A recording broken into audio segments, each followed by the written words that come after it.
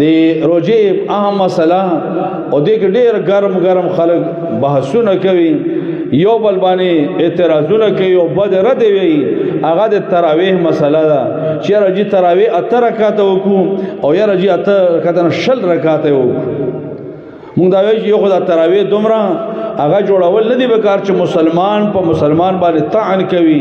بد رد وي کنزل وي ځکه دا اگر چې یو ډیر اهم عبادت ده الله په باندې د انسان ګناهونه مخکري ټول معاف کوي ځکه رسول الله صلی الله علیه وسلم فرمایي من قام رمضان ایمانا واحتسابا غفر له ما تقدم من ذنبه چا چې د قیام رمضان وکړي تراویح وکړي د څه ویو نو غفر له ما تقدم من ذنبه الله ته ټول ګناهونه معاف خو تراویح مبارکي دا حدیث دی عائشہ رضی الله چې امام بخاری رحمه الله امام مسلم رحمه الله نقل کړی دا لګ دا په دې ذهن کې ساتل پکار دی تابعی دا ابو سلمہ دا دی مشهور صحابی عبدالرحمن ابن عوف رضی الله سوی دا دی مونږ مور عائشہ رضی الله تراغله او ته چې کیف کان الصلاة رسول الله صلی الله علیه وسلم فی رمضان مور نبی صلی الله رمضان کې څنګه مونږ کوله نو ګور هغه د نفل تپوس کوله ځکه فرض مون خور چاته معلوم ده وی ترم معلوم دی خدا نفل پته نه لګي چې څنګه به وي نو عائشہ رضی الله عنها مختصر طور باندې جواب وکړ وی ته وای فرمایل یصلی اربعا نبی صلی الله علیه وسلم څلور رکعات وکول خو څنګه به کول الله اکبر فلا تسأل عن حسنهن وطولهن د رسول الله صلی الله علیه وسلم دی مونږ دی وګدوالی او د خایس تپوس مکوا مونږ ویو کنه یره جی پلان کایش شاید دومره خاصه چې تپوس مکوا پختنه مکوا عائشہ لپم دغه اصطلاح باندې وې چې رسول الله صلی الله علیه وسلم او رکعات وکړو خو صرف رکعاتونه به نو چې رجی بس لاند شو خطه شو پورته شو حق او تعلمون او يعلمون نور پته نه لګي د قاری څه نا فلا تسأل عن حسنهن وطولهن داسې مونږ به کو چې د هغه دی وګدوالي او د خایس تفوس مکو ثم يصلي اربع بیا به څلور رکعات کو څنګه به کول ځان به اخلاص نا فلا تسأل عن حسنهن وطولهن دغه دی وګدوالی او د خایس تفوس مکوا ذکرونو دا مونږ نفل کوو په کار چې دا خو ډیر خاسته کو او د مونږ علمیه دا چې مونږ دا په داسې انداز باندې ویو مونږ په یو سپیډ کې او تراویح ته بیا سپیډ بدل شي او کله کله هو په انتها بدل شي نه ورونو دا مونږ چې دا رسول الله صلی الله علیه وسلم فرمایي تاسو ته ټولو نه غټ غل معلوم ده صحابه فرمایي چې غټ غل څو ده نبی هم فرمایي چې د مانځه نه غلا کی غټ غل هغه نه ده چې هغه گاډي ولاري او انسانان پټوي جمعتونو نه بیٹری پټوي غټ غل هغه ده چې هغه مون رکوع سجده سمانه کوي د مون نه غلا کوي دا غټ غل نبی هم نو دا خو نفل عبادت ده پکار چې دغه مون ډیر خایس را وستلای سیدا ټول قران پکې ختم نه کو دا په موږ لازم خو نه ده خو نه قران پکې واورو په خاصتان انداز باندې واورو او د موږ د منځونه اده دی حدیث د الفاظ نه بدللی حدیث کې د رسول الله صلی الله علیه وسلم تراویح څنګه وی فلا تسأل عن حسنهن وطولهن دغه دی خایس او د وګدوالی ته پوز مګه او د موږ د منځونو د بدرنګوالی او د تیزوالی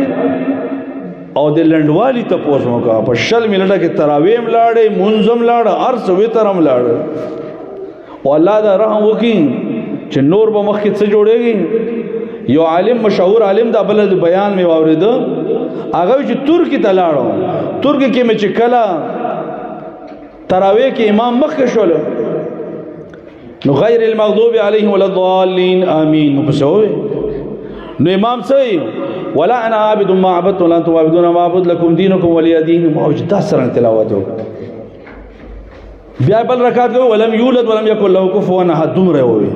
موجود څنګه تلاوت وکړل نو بیا راته بل مرګري وی چې دا قل هو يم نیمه کړي دا او دا کل یا هل کافرون دایم نیم کړي دا پورا نه وی ایوه ته په دې باندې ټول تراوی وکي وتور کتاب مستور ورق مشهور الله اکبر وتور کتاب مستور ورق مشهور الله اکبر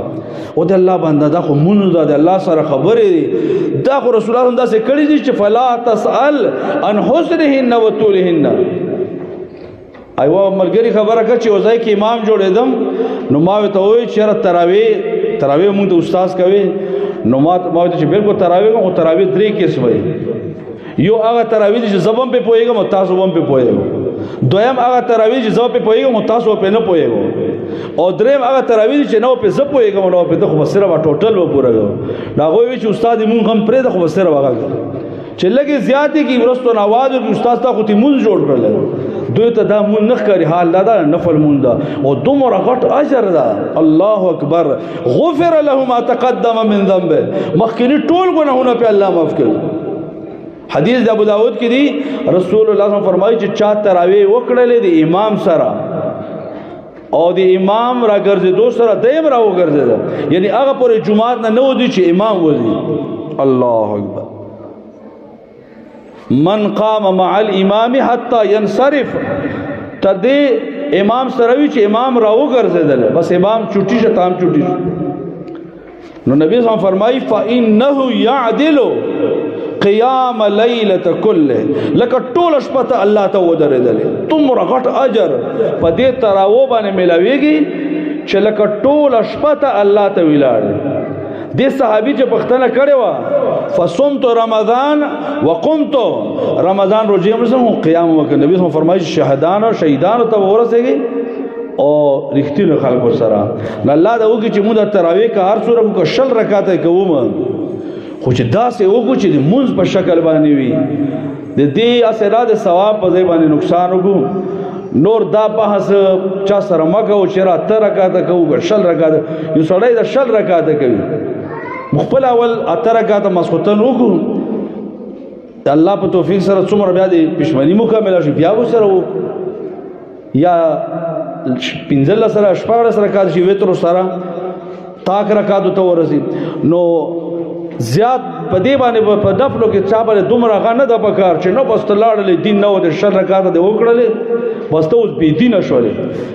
خدا ویل پکار جوړوړه لک پر خپل ځان باندې رحم پکار دا صحیح عبادت کول پکار الله رب العالمین متعال عمل کول توفیق راکړي